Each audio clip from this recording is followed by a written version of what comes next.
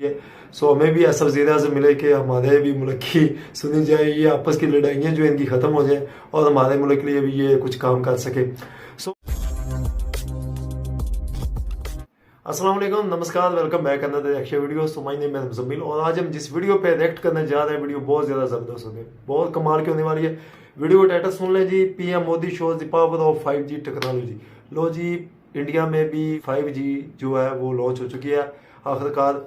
सो बहुत ज़्यादा खुशी हो रही है। चलो हमारा हमसाया मुल्क है तो वहाँ 5G जो है लॉन्च हो चुकी है। सो हमें भी ऐसा वज़ीर-ए-आज़म मिले कि हमारे भी मुल्क की सुनी जाए, ये आपस की लड़ाइयाँ जो इनकी ख़त्म हो जाएँ और हमारे मुल्क के लिए भी ये कुछ काम कर सके। सो वीडियो देखते हैं। जो न्यू व्यूअर्स हैं उनको रिक्वेस्ट है हमारे चैनल को सब्सक्राइब लाजमी कर लें। So let's begin. नमस्कार and welcome you all to world affairs. मैं हूं प्रशांत धवन। सो फाइनली भारत में 5G सर्विसेज लॉन्च हो चुकी है। अपने आप में मेजर डेवलपमेंट है ये। यहाँ पर आप देख बिल्कुल पाओगे पीएम मोदी ने इनॉग्रेट किया है 5G सर्विसेज को भारत में इंडिया मोबाइल कांग्रेस 2022 के बीच। और मैं पर्सनली कम से कम 2 साल से वेट कर रहा हूँ कि कब भारत में 5G आएगा, क्योंकि कहीं ना कहीं हम पीछे रह गए थे इस मामले में। दुनिया बहुत आगे चली गई थी। मैं आपको बताऊं कि भारत से पहले 70 देश है जिन्होंने ऑलरेडी 5G लॉन्च कर दिया था अपने देश में। यहाँ पर आप सही। देख पाओगे, वर्ल्ड मैप आपको दिख जाएगा। कनाडा, यूएस, ऑलमोस्ट पूरा Europe, China, Japan, South Korea, Australia, New Zealand, even South Korea, Brazil, इन सब ने हमसे पहले 5G बड़े स्केल पर लॉन्च कर दिया। और ये बात मुकेश अंबानी जी ने भी एक्नॉलेज करी है कि देखिए, भारत में 5G स्टार्ट तो लेट हुआ है मगर वी विल फिनिश फर्स्ट। और 5G को लेकर आपको पता होगा, इनकी जो कंपनी है रिलायंस जियो, इसकी मेजर इन्वेस्टमेंट्स है। रिलायंस जियो ही प्रीटी मच आगे धक्का मारेगी भारत में 5G सर्विसेज को। और इनका प्लान ये है कि दिसंबर 2023 तक पूरे भारत में किसी भी स्टेट हो, किसी भी राज्य में आप हो, वहाँ पे आपको 5G सर्विस मिल जाएगी। अभी के क्या लिए बात वैसे है। अगर हम देखें तो एयरटेल और जियो दोनों मिलकर भारत के 13 जो राज्य हैं, 13 जो शहर हैं, यहाँ पर लॉन्च कर देंगे 5G सर्विस को। यहाँ पर आप देख पाओगे ये 13 शहर आपके सामने हैं। मुंबई, चेन्नई, कोलकाता, दिल्ली, बेंगलुरु, चंडीगढ़, गुड़गांव, हैदराबाद, लखनऊ, पुणे, गांधीनगर, अहमदाबाद और जामनगर। तो यहाँ पे तो 5G सर्विस जल्दी से आ जाएगी। फिर धीरे धीरे बाकी शहरों में भी 5G रोल आउट होता रहेगा और इसका इम्पैक्ट आपकी लाइफ में भी होगा ना। ये बात आपने पता नहीं कितनी बार सुन ली होगी अब तक कि 5G ना 4G से 100 गुना ज़्यादा तेज़ होगा। क्या मगर बात है। आप क्वेश्चन ये उठाओगे कि हम्म। हमारे यहाँ तो 4G भी स्लो ही चलता है, 4G हम्म। में भी वो स्पीड थोड़ी ना आती है जो हम्म। इंटरनेशनली लोग एक्सपीरियंस करते हैं। अभी हम्म। रिसेंटली एक इंडेक्स तैयार किया गया, स्पीड टेस्ट ग्लोबल इंडेक्स, के दुनिया भर में एवरेज इंटरनेट की स्पीड ब्रॉडबैंड और मोबाइल टावर से कितनी आती है। उसमें भारत की रैंक बहुत ख़राब थी, 125th भारत की यहाँ पर रैंक आई है। इन लोगों के हिसाब से, इस इंडेक्स के हिसाब से इन्होंने ये बताया है कि इंडिया में वैसे हर साल एवरेज मोबाइल इंटरनेट स्पीड बढ़ रही है। पिछले साल ये स्पीड अगर थी 15 Mbps average, on an average ये स्पीड मिल रही थी इंडिया में। अब ये बढ़ के हो गई है 20 Mbps। और ब्रॉडबैंड स्पीड भी आप अगर देखो भारत में ऑन एन एवरेज आपको मिलेगी 70 Mbps।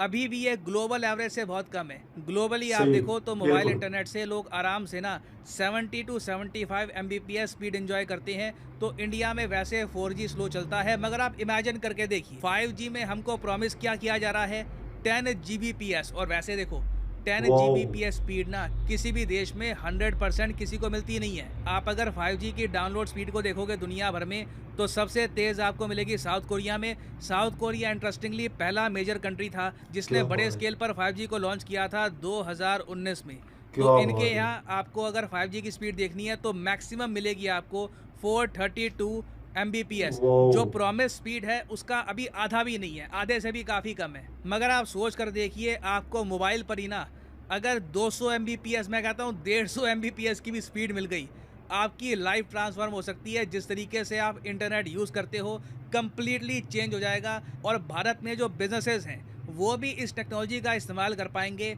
अपने प्रोडक्ट, अपने सर्विस को ज़्यादा इंप्रूव करने के लिए। सही। जैसे फॉर एग्जांपल आपको ड्रोन्स कंट्रोल करने हैं, आप बहुत सारे ड्रोन्स कंट्रोल कर सकते हो डिलीवरी के लिए, लॉजिस्टिक्स के लिए 5G के ज़रिए। और ये ड्रोन्स लंबा सफ़र तय कर सकते हैं, लेटेंसी कम होगी। और वेस्ट में तो आप देखोगे, यूरोप में, यूएसए में आज के समय किसान 5G का यूज़ कर रहे हैं अपनी प्रोडक्शन को इंक्रीज़ करने के लिए। ये आपके सामने एग्जांपल है, किसान है, आराम से अपने खेतों में खड़ा है, उसके हाथ में टैबलेट है और 5G के जरिए वो अपने ट्रैक्टर को कंट्रोल कर रहा है, उसकी मूवमेंट को कंट्रोल कर रहा है। ये वो एग्जांपल्स आपको यूरोप और कंट्रीज में भी दिखेंगे। क्या बात और है। फिर ऑफ कोर्स पॉसिबिलिटी है 5G एम्बुलेंस की, 5G हेल्थ केयर की।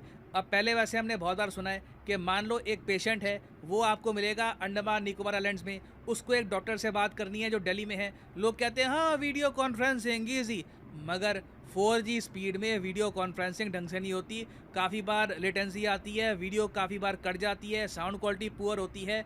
मगर 5G में प्रॉपरली वो पेशेंट अपनी जो रिपोर्ट्स है, अपनी जो प्रॉब्लम्स हैं, डॉक्टर के सामने रख पाएगा। तो हर तरफ से services are going to improve. Internet का इम्पैक्ट आप सबकी लाइफ में बहुत ज़्यादा बढ़ने वाला है। बिल्कुल। और इसी बात को हाईलाइट करने के लिए पीएम मोदी रिसेंटली पहुंचे इंडिया मोबाइल कांग्रेस 2022। यहाँ पे वेरियस जो अमेरिकन कंपनीज हैं, यूरोपियन कंपनीज हैं, इन्होंने दिखाया कि हमारी टेक्नोलॉजी, हमारे जो सिस्टम जो डेवलप किए हैं हमने, उनको अगर हम 5G के हिसाब से यूज़ करें तो उसका इम्पैक्ट कितना स्ट्रांग हो सकता है। और यहाँ पे आप देख पाओगे ये वीडियो। यहाँ पर आपको केवल एक गाड़ी का एक सिस्टम दिखाई दे रहा है, जो प्रधानमंत्री खुद ये एक्सीलेटर प्रेस करते हुए उस गाड़ी को चलाने की कोशिश कर रहे हैं। और ये स्वीडन में जो हेडक्वार्टर है क्वालकॉम का, वहां पर ये पूरा ऑपरेट हो रहा है। और उस गाड़ी को आप कहीं कहीं भी मूव कर सकते हैं अपनी इच्छा अनुसार। तो ये जो गाड़ी देखिए, व्हील आपको स्क्रीन पे दिखाई दे रहा है और स्टीयरिंग, इस वक्त प्रधानमंत्री स्टीयरिंग पे बैठे हुए हैं। तो ये बिल्कुल रिमोटली कंट्रोल्ड। और आप अब देखिए, ये पीछे जाने की कोशिश हो रही है, गाड़ी को पीछे कर रहे हैं प्रधानमंत्री।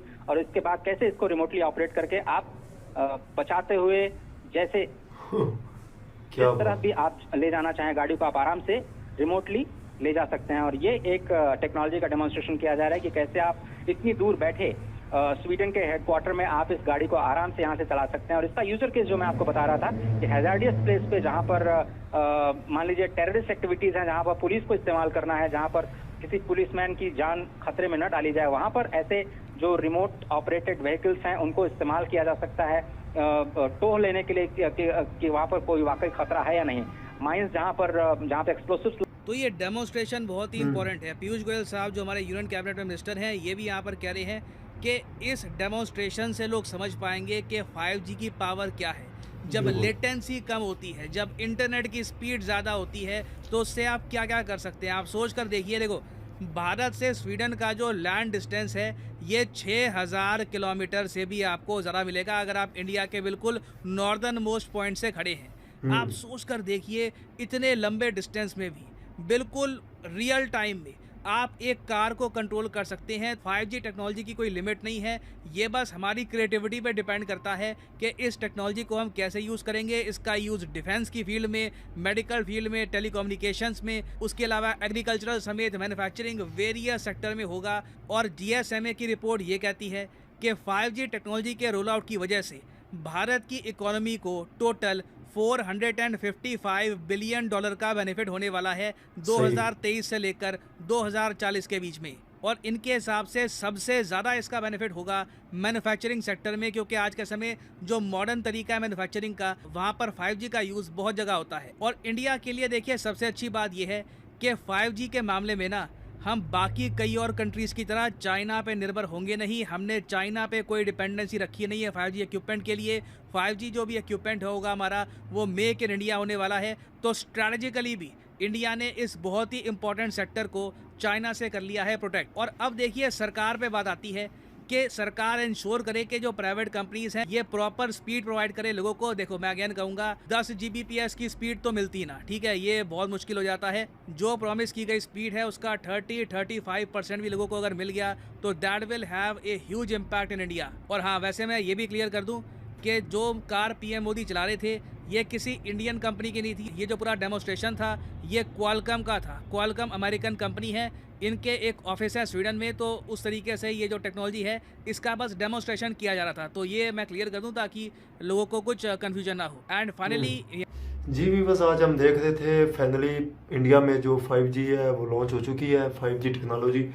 सो बहुत ज़बरदस्त लगा वीडियो देख के, बड़ा अच्छा महसूस हुआ कि इस तरह का जो प्रधानमंत्री है वो अपने मुल्क के लिए काम कर रहा है, दिन रात कोशिश करके, दिन रात स्ट्रगल करके। और जहाँ वहाँ के जो लोग हैं वो भी बहुत ज़्यादा मेहनत कर रहे हैं। सो जब आपका लीडर लीड अच्छी कर रहा तो तब आपके पीछे जो होंगे लोग वो भी उसी तरह लीड करेंगे। सो कैसी लगी वीडियो, इंशाल्लाह फिर आज नई वीडियो के साथ इजाज़त दें।